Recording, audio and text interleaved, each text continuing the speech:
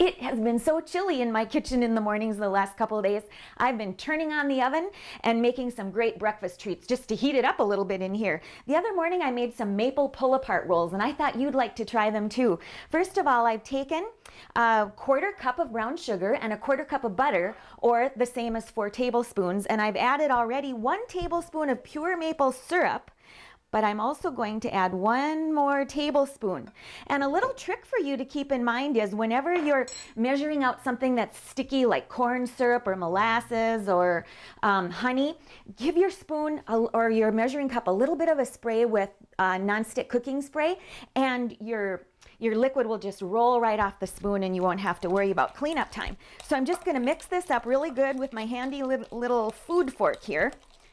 And then I'm going to put it into an 8-inch round cake pan.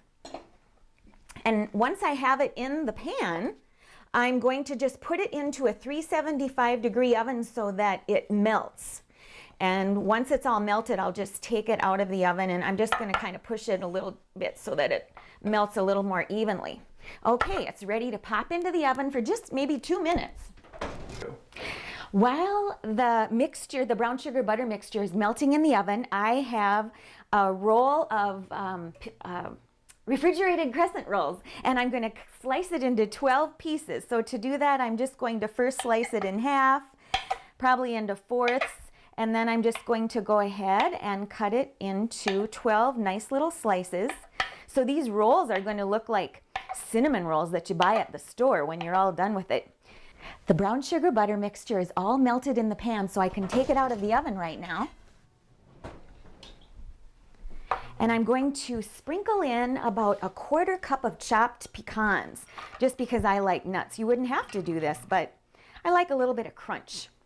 And then I'm going to take my slices and dip both sides into the cinnamon sugar mixture. And I'll do that until all 12 slices are in the pan, and they just fit so nice. And you can leave a little bit of space between them because they'll just puff up and get larger while they're baking.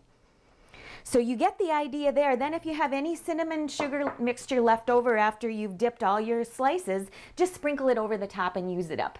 Then you're ready to put it into the oven for about 15 to 18 minutes probably, until the top is nice and golden brown. And as soon as you take it out of the oven, immediately invert it onto a serving platter. And you can see how delicious these look. And they warm up your kitchen too in the morning when everybody's a little bit chilly these days. So I hope you'll check out the recipe at www.lakelandptv.org and give our maple pull-aparts a try. I'm Sue Doden, and now we're cooking.